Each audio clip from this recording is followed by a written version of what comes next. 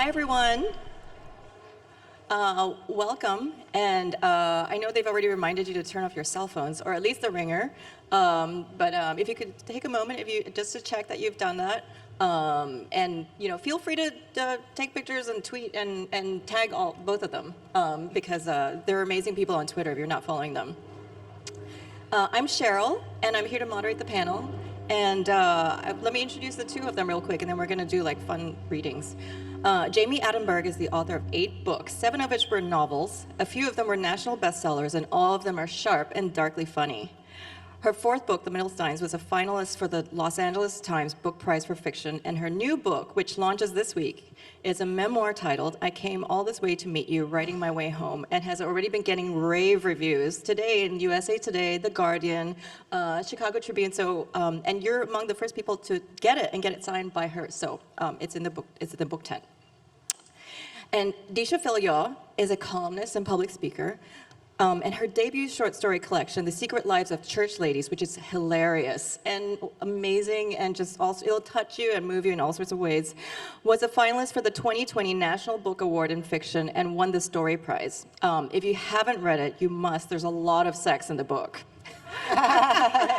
And it's good sex and embarrassing sex and it's great. It's very steamy. So I've asked the two of them if they would do little readings from their books to begin with. Jami, would you like to start? Yes. This is not really about desire, but this panel is about family. So I'm reading something about my mom, who I talked about in my other panel, so clearly I'm obsessed with my mother. Her parents died when she was young, and so she didn't really learn a lot of basic girl skills. So the first chapter was kind of about all the things that my mother did and didn't teach me. Okay, I'll just go in. Another unlearned life lesson from my mother, cooking. Certainly she had cousins and aunts who passed on bits of knowledge here and there, and she was taught to cook as part of her public education. Water she could boil, instructions she could follow, a box of recipes handwritten on index cards stored in a kitchen cabinet, honey cake for the high holidays. But with a single father raising 2 young girls, my mother missed some skills along the way, and so I never learned much beyond the basics either. Instead, I have become a superior dinner guest. I am wonderful to have at your side while you cook, particularly if you give me a glass of wine, and also to have sit at your table, because I will appreciate your food in a deep, emotional, and highly verbal way, perhaps in small part because I did not get to experience that kind of cooking growing up. I'm just always so appreciative of being fed delicious home-cooked meal, genuinely puppy dog eyes astonished by the food put before me. Invite me over and feed me. I will be your best companion. And just as a side note, I hope I get lots of dinner invitations off of writing this book. That'd be really nice. I feel like I'm asking for it. Still, my mother tends to me with food in her way. Once she flew from Chicago to New York to care for me while I recovered from a minor operation. The surgery went smoothly, the painkillers a delight. Later at my apartment, I handed her a grocery list of comfort foods. Included on that list was Campbell's chicken noodle soup. I should make you some chicken noodle soup instead, she said. Mom, you have never made me chicken noodle soup in your life, except from a can, I said. That's not true, she said. It is absolutely true, I said. We discussed this a moment longer. Soon, a cell phone surfaced from a purse, and my father's voice came through on the other end of the line. Didn't I make chicken noodle soup when they were kids? My mother asked. Let me talk to him, I said. Your mother did many wonderful things for you, my father said. She encouraged your love of books. She taught you to believe you could be anything you wanted in life. I know she did, I said. I'm not saying she wasn't a great mom, but there was no chicken noodle soup, right? I do not recall any chicken noodle soup, my father said. I shook my head at my mother. Dad says no. Well, now I'm definitely going to make you some soup, said my mother, who loves a well-thrown gauntlet. Tell her to be sure to ask for help at the grocery store, my father said. I emailed a friend who was a wonderful chef. I wrote that my mom was going to make some chicken noodle soup and that perhaps this was dangerous terrain. Send us a recipe, I said, but make it airtight. She sent a recipe, and off my mother went to the grocery store in search of decent chicken thighs. Meanwhile, the painkillers were wearing off. That soup better be good, I thought. 3 hours and a dozen emails with my friend later, my mother had successfully made the chicken broth. There were some arguments along the way. She bought low sodium stock, for example, and I forced her to salt it. I'm recovering from surgery, I said. Let me have my salt. But it looked good and it smelled good. It was definitely chicken soup, and it was made with love. All we needed were the noodles. You already know what's going to happen. I watched as my mother emptied an entire 1-pound bag of noodles into the soup. Something clicked in my head. At that exact moment, my friend sent me an email. Subject line, noodles. I forgot to say how many she wrote. Did she put in the whole package? Really, it should be like a cup. She put them all in, I wrote back. But the noodles are the best part, my mother said. The broth is just an excuse for the noodles, my friend agreed. But still, we watched in horror as the noodles sucked up all the soup. We tried to add more water, but it was too late. My mother and I stood in the kitchen frantically spooning the remaining broth into our bowls. It's my fault, wrote my friend. It's my fault, said my mother. Aha, the final ingredient, guilt. I'll stop there.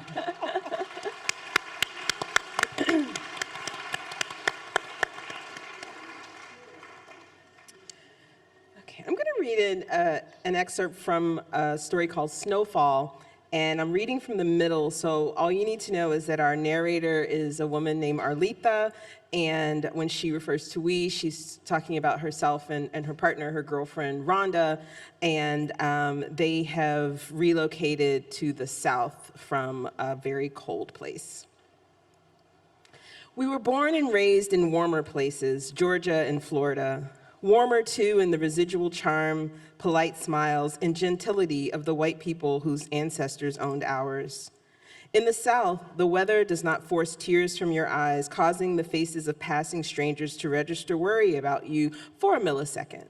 It's the wind you want to tell them, but a millisecond is not enough time. In the South, the weather does not hurt you down to your bones or force you to wake up a half an hour early to remedy what has been done to your steps, your sidewalk, your driveway, and your car as you slept. But the South has hurricanes, they say. Yes, but not damn near daily, not for a full quarter of the year. You tell people up here that you're from the South, and 9 times out of 10, they say the same old thing. I'm sure you miss the sunshine. Rhonda and I both miss taking sunshine and easy morning commutes for granted. But what we really miss are the laughter and embrace of our mothers and grandmothers and aunties, kin and not kin. We miss the big oak tables in their dining rooms where, as kids in the 70s and 80s, we ate bowl after bowl of their banana pudding as they talked to each other about how much weight you'd gained, like you weren't even there. We miss helping them snap green beans and shell peas, sitting at their kitchen tables, watching The Young and the Restless on the TV perched on the pass-through. We miss how they loved Victor Newman, hated Jill Foster, and envied Miss Chancellor and how she dripped diamonds and chandeliers. We miss their bare brown arms reaching to hang clothes on the line with wooden pins. We miss their sun tea, brewed all day in big jars on the picnic table in the backyard, then later loaded with sugar and sipped over plates of their fried chicken in the early evening. We miss lying next to them at night in their 4-poster beds with 2 soft mattresses covered by iron sheets and 3-generation-old blankets. We miss their house coats, perfumed with absorbing junior liniment and hints of the white shoulders they'd spritzed on from an atomizer that morning before church. We miss tracing the soft folds in their skin when we held hands and watched our favorite TV shows in their beds: Dallas, Dynasty, Knots Landing, and Falcon Crest. We miss how they laughed and were easy with each other, how their friendships lasted lifetimes, outlasting wayward husbands and ungrateful children, outlasted that time Alma caught Joe cheating and she whacked him on the top of the head with the sword he brought back from the war, but he told the people at the hospital he didn't know who did it. Outlasted having to hide your medicine bottles hide your medicine bottles in your shoes because otherwise 7 of your 9 children were liable to steal them. We miss how they seemed to judge everyone but themselves. Or maybe that judgment was in the nerve pills they procured from the Chinese doctor on Bay Street who didn't ask questions. We miss their furtive cups of brown liquor on Friday and unabashed cries for Jesus come Sunday. We miss their one gold tooth that made us wonder who they had been as young women. We miss their blue crabs, the shells boiled to a blood red in wash tubs atop bricks over makeshift fires built in the yard. The washtubs reminded us of cauldrons full of rock salt and cayenne-drenched water bubbling and rolling, mesh bags of seasonings and halved onions and peppers floating on top, along with potatoes and ears of corn. We miss how they stood over those cauldrons like witches stirring a potion, with sweat beading on the tips of their noses and smoke swirling around their hands and wrists. They wielded long-handled spoons to press the frantic, flailing crabs toward their deaths. We miss how they made our Easter dresses and pound cakes and a way out of no way. But we lost all those things when we chose each other. Only the memories remain, which is why, even though we grew up in different places, so many of our bedtime conversations start with, "Remember when?" As we lie there in the dark with our nostalgia and nothing to distract us from it, not even each other, not anymore. Thank you. That was great. Thank you, Deesha. Thank you, Jami. Now, both of you write sex so well, so riveting, whether it's funny, whether it's sexy, whether it's really, really steamy. I'm curious about where their inspiration comes from. I know, Jami, you and I have talked about how, we're not our characters in our novels. And Deesha, I read that you've said before that, that when you were growing up, you always were curious about and fantasized about, what were the secret lives of the unmarried church ladies. Could you Maybe not fantasize. Okay, curious.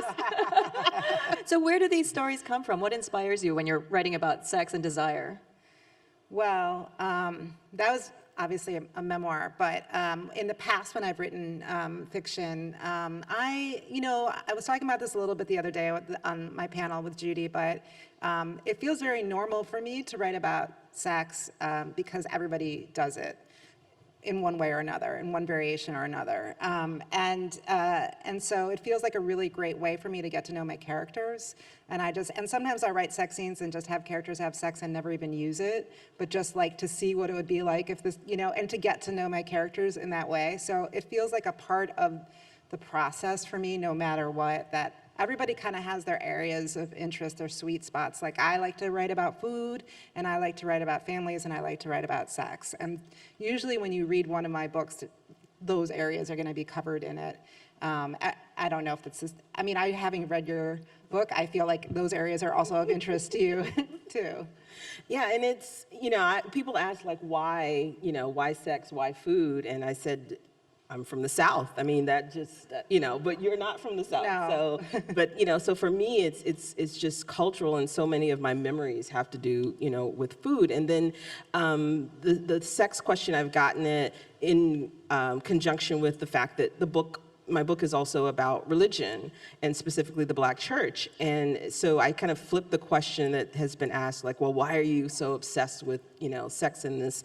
And I said, it's not me, it's the church. The church is obsessed with sex.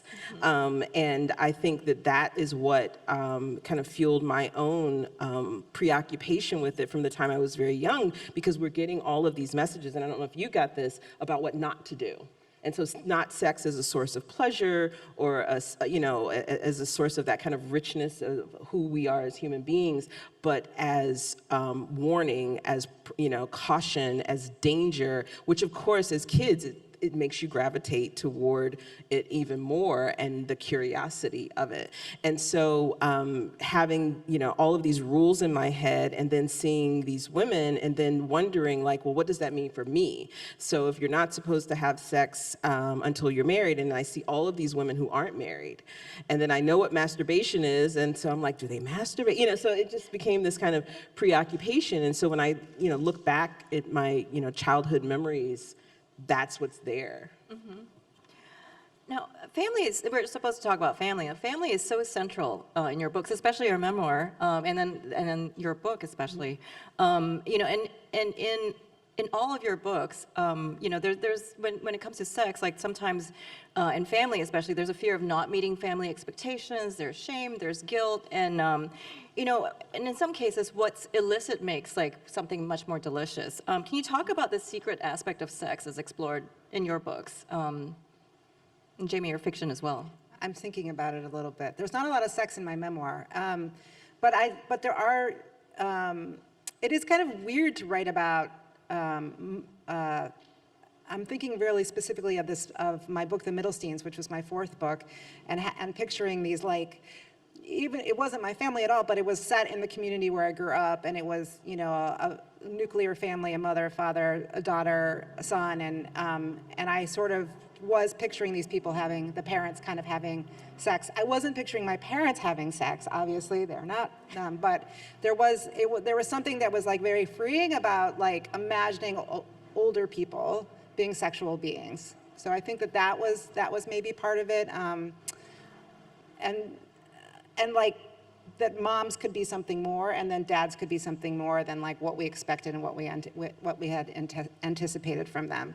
I'm mostly interested in the secret stuff, like the family. My last book, All This Could Be Yours, there's a lot of like mysteries to be revealed, like even inter-family kind of sexual mysteries to be revealed throughout the book and late in the book. So I don't know, that all feels, I also am like really interested in dirty things, like things feeling like kind of raw and dirty and raunchy. Like I like it when it's not like a pure sex. I like it when it's like, you know, like that to me, because I think that's like really what sex is. It's like, we all like look stupid when we're doing it, and like it's all, you know what I mean? Like, so I'm interested in like the embarrassing part of it and the messy part of it. I don't think I'm answering your question. I'm just telling you what I like. Great.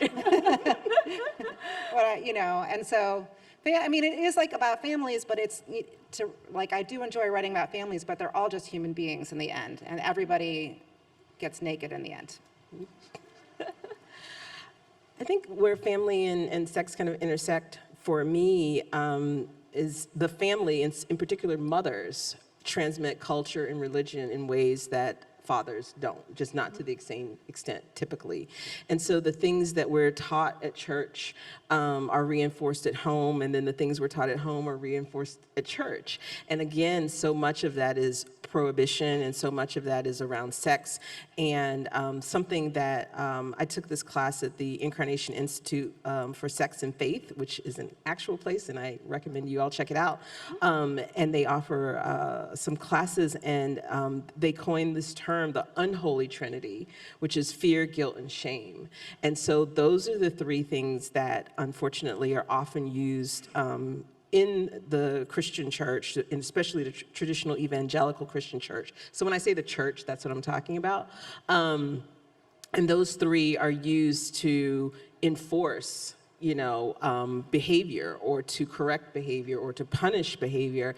And so many of us get that from the very beginnings. And so that's our introduction to sex as something messy, dirty, something we've got to sneak around and do. We have to hide from our families, though everybody's doing it. And then even in our families, just like the church, they can be sites of hypocrisy around sex.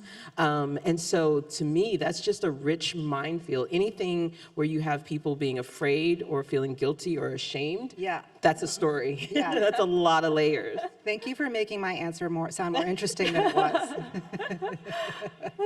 I'm also, and I think sometimes sex pops up in fiction as a way to kind of illustrate a power dynamic within a relationship, or within a family, or in society.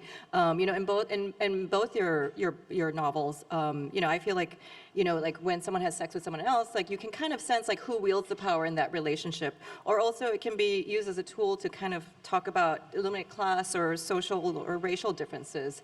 You know, I'm thinking of your Peach Cobbler story in particular. And could you talk about sort of, you know, using sex to explore all of that or illuminate that in your books? Sure. You know, in Peach Cobbler, we spend, you know, 99% of the story, you know, tisking that this mother has been carrying on, you know, a decade-long affair with the married pastor, total view of her daughter, her young daughter, who's grown up and become a teenager, observing all of this and essentially being asked to keep the secret. And not to absolve her mother, but there's a scene at the very end where we find out from the mother that, you know, the pastor's been, you know, helping to pay the bills, you know? And so that's not what the story was about, but it was definitely that economic piece was there, but all along there was that power differential. He's the pastor of the church. Literally, he is God in this child's eyes. So that was really interesting for me. And then there's another story in the collection, Jael, where, the two girls, they're 14, 15 years old, and they are being preyed upon by the neighborhood predator. And so, but we're seeing it from the girl's point of view, where initially, the narrator doesn't realize she's part of this predation, and then she realizes it. She and her friend are also the subject of, they're subjected to street harassment in their community. And that's the story for so many of us who grew up, in the 80s, and still now, we're still, subjected to it. But in that one, I consciously had her fight back in ways that is scary to do. But that's the great thing about fiction. You can have these characters do things that we're maybe not able to do in our own lives. And so that story is a bit of a revenge fantasy. It's some other things too, but that was definitely part of it for me. When I read that story and got to that point, I was actually like, I actually said, whoa. Jami?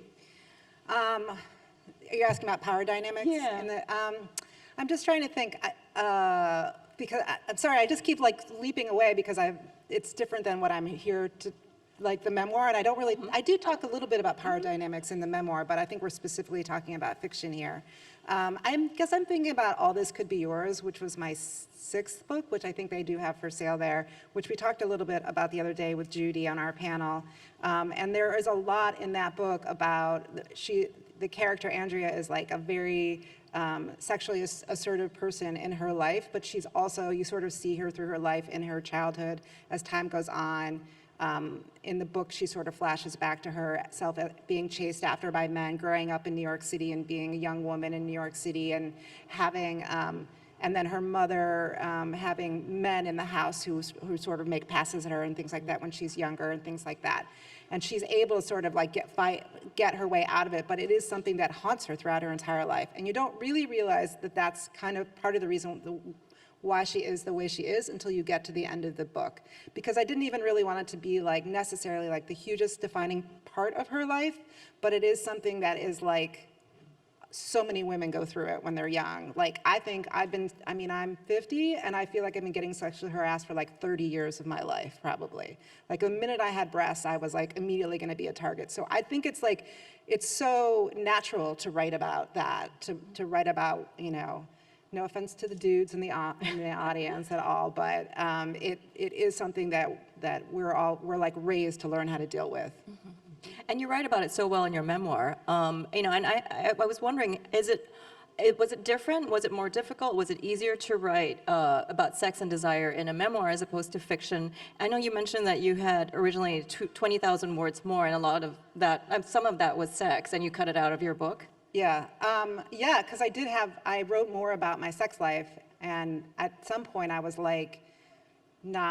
it wasn't just me, I was writing about a partner too, and I didn't think necessarily that partner would want to be in the book, and so it felt like a responsible thing to do.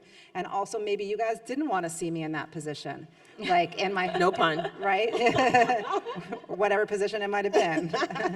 So I know I cannot win. I'm the queen of double entendres, yeah. But I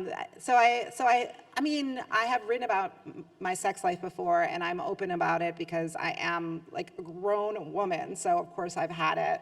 But I don't think I want everyone to look at me and think those things about me and to have that kind of visual element. I don't think that's ultimately that's not what the book is about. The book is about me being a writer and an artist and a creative person and a woman and an American. But it's not, and it is about, part of that is that I'm a sexual being, but it's just a small part of the picture of a really big kind of kaleidoscope moment in the book. It's a really inspiring book, especially for people who want to write, I think, but also young women, young people in general, anyone who's sort of finding their way in life. I would highly recommend buying it, not just for yourself, but as a gift to someone. Thank you. Yeah. Do you want to come with me everywhere I go? I can give you a Sell my recording. Now, a lot of writers feel very self-conscious when they write about sex, and I actually know this for a fact because I just put together this anthology, Anonymous Sex, and I invited all these people, these writers, to contribute, and many of them actually said, this sounds like a neat idea, but I feel so weird writing about sex. I barely even write about it in my own books. But both of you do it so well. How do you overcome that? Is there something that you put on the blinders? Like, what advice do you have? I think fiction gives an out. What I told myself was that there are 9 stories, and multiply that by however many characters, I couldn't possibly be all of those people. And so any of the experiences that the characters have could or could not be drawn from my real life. And so that, so I got an easy cover in that regard. But there is this part where when you write something messy or dark or whatever, and you're like, wow, I'm letting people know that these are the things that I think about, whether I've done them or not, that I'm actually thinking about this. But I actually found that it was just fun and kind of freeing, and then there's the whole editorial process. So I just wrote to the edge of whatever I wanted to do and thought, an editor might rein me in at some point, but they didn't. And so that was really nice. But yeah, I mean, it feels very freeing. And so that's in the process of writing the collection. But now I'm sort of doubly confident about that because I taught a workshop on writing flash fiction and nonfiction about sex. And someone, a woman writer, told me afterwards that years ago she'd taken a workshop with a very prominent woman writer who said, you can't ever write about sex, it's tacky and no one will take you seriously. And this person who had been in my workshop said her novel was about sex, had a lot of sex in it, and she just stopped working. She felt like she was wasting her time. And so when we did the workshop, she felt again like her work had meaning. So I'm gonna keep doing that because I want people to know that, you can write about sex and be taken seriously. And have fun. I feel like it's like writing, it's never just like they screwed. It's like they screwed and he told her he loved her. Or they screwed and she realized that she never wanted to talk to him again. Or they screwed and he left and he didn't sleep over. Like there has to be a point to it. It can't just be like 2 bodies coming together or 3 or whatever it is. Like there's got to be a story arc to that sexual. So again, it's like, it doesn't make me nervous to write about sex. It just has to work. It has to be a good scene. It has to be good fiction, and it has to move the story forward. Like anything. It always has to be keeping things in motion. It has to reveal something about the characters that we didn't know before.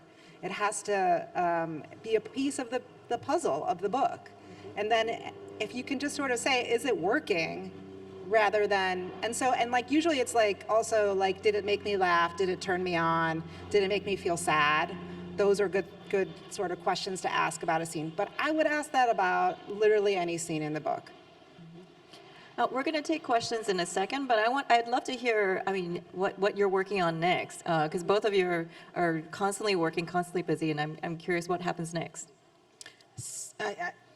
When I turned in the manuscript for Church Ladies to the publisher, I realized after the fact that there were a lot of mother-daughter dynamics and that I hadn't intended. It was just, it happened very organically. So there are clearly things that I still want to explore. So I've been thinking, what if I got very intentional about that? So that's some of the stories that I am working on currently. And then I'm also working on the adaptation of Church Ladies for HBO Max. Can I ask? Yeah. Thank you. Drinks are on her. I just want to ask really quickly, when you were doing Church Ladies, did you know what all the 9 stories were, or were you just writing them separately and like it started to build into something? At this point, the oldest story in the collection is probably 7 or 8 years old, and I was writing it when I didn't know that I was writing a collection. I was writing it instead of writing a novel that I thought I was going to try and write, but which has confounded me. So I am in awe that you have written multiple novels because I have yet to finish this one. And so I was working on those stories, and it was my agent from when I wrote my co-parenting book who said, maybe while you're, kind of half-assing on the novel, you can put together a collection of stories about these church ladies. She saw that theme. Oh my God, give her a raise. Like, oh, okay, all right, yeah, I could do that. That felt more possible than this novel that I couldn't figure out. So I just got really intentional. So about the third story on, I knew I was building a collection, but like the first couple, I didn't know that. That's interesting. When I was doing the memoir, I had one chapter that I worked on for 4 years. And I finished it, and I was like, "There's an essay. It comes really late in the book. It's called A Trip to the End of the World, and it was really important to me. This chapter. It was like a really important story that from 30 years ago in my life. And I finished it, and I was like, it's really good. And I finally figured out how to like form it and have it be have it in the context that I wanted it in. And I was like, no one will ever publish this. Like it doesn't fit into a neat essay category. And so I was like, I think I have to write a book around it just so that it can exist. I just write a book. Yeah. I love that. Yeah, and so that was part of the reason why I did it. But it's that you have that. I like that you had that one that was just there for a really long time, and then it really was like you were writing the book the entire time, I would imagine. Yeah, I mean, I feel like 20 years ago when I first started writing fiction, I was writing this book. I just didn't know. It's like it took all of the stuff that I did, before 8 years ago, to even get started, and it was always there. But I didn't have the tools, just like I didn't have the tools to write the book. Yeah, Like but now you do, yeah. Yeah, I hope I think you do. Yeah. But doesn't that give you like so much hope that it's almost like it's this little time bomb that was waiting to go off, you know what I mean? It's really exciting. The thing I'm doing is I'm going on tour sort of for the next week. We'll see what happens because of COVID. This has been amazing launch for my book. Thank you so much for, I know it's not all for me. It feels like it's all for me. That's the intimacy of this seminar. Yeah. Very intimate. That's the way it is, and that's the way it is in my head right now. No, it's been great to even just be able to be in public and read. Even that little bit from the book meant a lot to me. And then I'm trying to write another novel. I have one that's due at the end of next year. That's like, I'm kind of maybe like 30,000 words into it, but now I just want to rewrite all of it. But I want to write about women's relationship with their work. Like when women love what they do. Because I feel like I always write against that, where it's like women trying to figure out their lives, or women like unhappy with the situation they're in. And I was like, what if the starting point is that these women are actually amazing at work and they love it, and like, how does like the world sort of butt up against women or prevent them from it, or Yeah. So the challenges of that. We're going to take some questions. Does any, right there?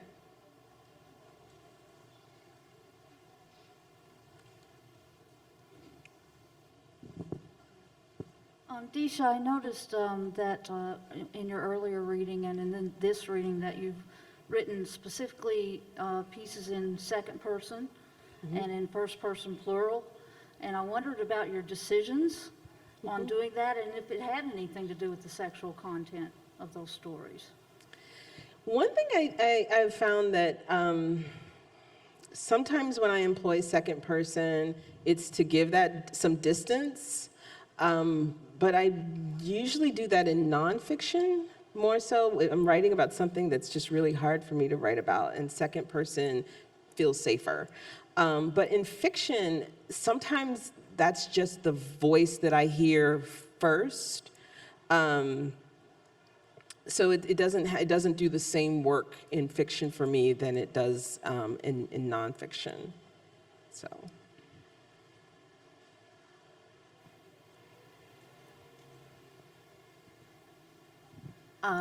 So I know every religion delightfully comes with its own brand of guilt and different flavors of guilt. I'm personally, I grew up half Jewish, half Catholic, so kind of the full gamut. And while I'm not religious now, I still feel sort of vestiges of guilt. So I wanted to ask about you. Do you suffer your own brands of guilt from your upbringing, and how do you deal with that in your writing? I don't. I was saying earlier that, and this is something I didn't say earlier, that my mother and my grandmother sent me to church, but they didn't go themselves. That's a whole other story. And my mother and my grandmother were both single mothers. And so I think they kind of saw me as like, she can still have a chance. Like I could, they still were invested in things that the church taught about premarital sex and stuff like that. So they were gonna, try and salvage me, I guess. But there was not a lot of pressure around sex in my particular, and not having sex in my particular household. It was just like, please don't get pregnant, like that won't end well, but it wasn't like you're gonna go to hell and that kind of stuff for me, personally. So for me, it was, my attitudes around sex, it was really what I was hearing from the larger culture and from the church, that I should feel guilty or should feel ashamed. And so because it didn't come from my family, I think it just didn't have the same hold on me personally. I'm Jewish. I know, big surprise. And I just have a general buzz of feeling bad after I open my mouth. Like, I'm always kind of like a little bit like, did I just say that kind of thing? It just kind of, it's like a guilt neuroses kind of. I've gotten definitely way more secure as I've gotten older, because I do make my living off of this, speaking and talking about my work and just words in general. But I think there's just but I don't think it's it's definitely not about sex, and it's definitely not about food. I really love to eat food. And I think I've written through whatever feelings I had about food at this point. Like, I've had enough characters eat. So I know what it feels like and how I feel about it, even if the characters aren't me. But I think that's my biggest, I just worry that I my brain moves too fast or something like that, and then I'm talking, and then it's is it 10 minutes that have passed that I'm still talking now, or is it that kind of thing? But I don't know. There's not really any point in feeling that bad anymore about about our actions, especially as you get older. You're like, I think I know what I like. Can I just like it? Any other questions?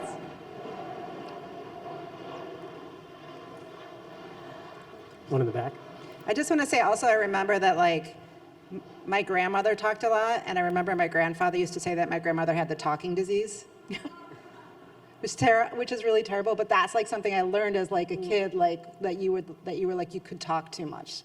That's Yeah. But it was always gendered. It was girls that talked. girls. Yeah. Talk too much. Yeah. Okay, one in the back here. So 100 years ago or so, there was a big distinction between dirty books and literature. And the editorial pressure and the censorship pressure was to keep sex out of serious books, as opposed to, the stuff that was sold underground. Now sex dominates the web. Sex sells. Sex is in our TVs, et cetera, et cetera. So has the editorial pressure changed? Do you get editors who are pushing you to tart it up, if you will, in order that it would sell better? And when you write about sex, do you think about, this is going to be a great scene. This will help me sell books, et cetera? I don't think I ever write anything that I think is going to help me sell books. Yeah. I just write I'm making my art. No one's ever told me to sex it up. I feel like my books that have sold the best are the ones that have the least amount of sex in it, to be really honest with you. Sometimes it can throw people off when there's too much sex in a book. I think sex sells, but not in all areas. Yeah, I think to contextualize it, but also to echo what Jami is saying, that, neither of us are writing it to titillate. It's because it's organic to the characters or to the story or the larger themes. But, to contextualize my work, the sex in it is part of the reclamation of a narrative.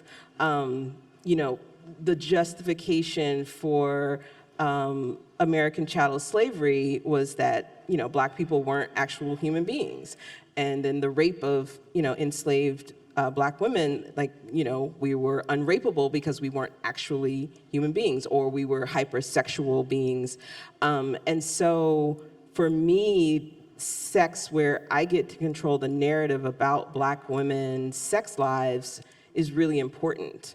Because it feels like a reclamation of a narrative that has not always belonged to us. There have been stories told about us, false stories, and even when the stories aren't about sex, it's it's so often there's stories about Black women, not written by Black women, and we're at the margins of our own story. And so centering Black women in stories about their own lives, and including sex, because the response to the taboo of, Black women as these,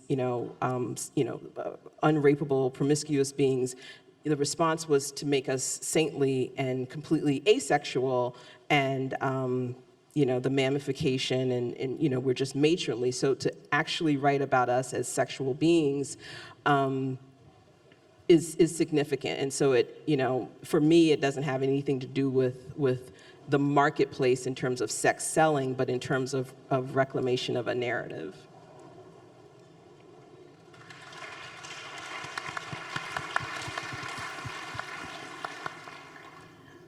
Oh, right there.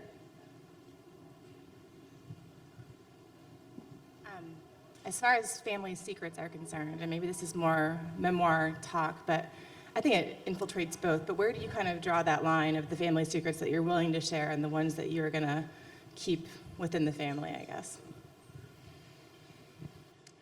My parents read everything in the book, and some requests were made to change a few things here and there. I think that the thing of it is that you have to write it all down, and then you don't necessarily use it all. But you have to go through that process of working it all out and then seeing what works. And I think as long as you have an understanding of why you're writing it, I would not recommend writing a memoir from a vengeful place. You will get you absolutely nowhere. But if you're trying to write from a place of as an example, there's lots of reasons why to write a memoir, but understanding why you made the choices you made or why your family made the choices they made, then I think that that's a really good, healthy starting point. But I couldn't proceed really until my parents and a few other people in my life had said that it was okay for me to proceed. And I respected the few changes that they wanted. Like it was, changing a name or something like that. Because it's not, because they don't sign up for it. And a lot of people in your life don't sign up to be written about. So you have to, you gotta live with it too. Yeah. For the short story collection, there are kernels of family secrets in there, but I would take just a little piece of something and then build a character or a world around it. And so there is no one, I'll say this, there's no one alive that will look at these stories and go, oh my God, that's me. I think that if my mother were alive, there would be some dynamics, mother-daughter dynamics that she would recognize, obviously, as my mother. But other than that, I don't want people to read my stories and see themselves. And in terms of my nonfiction, only in the last year or so did I start writing about my last marriage, and I don't know or care how he feels about that, so that's there. And then one thing that I consider completely off limits is writing about my daughters, because as you said, they didn't sign up for this. So. I think we have time for one more question.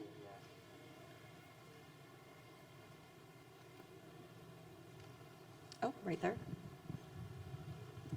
I thought it was so interesting when my friend here asked this question of the last panel.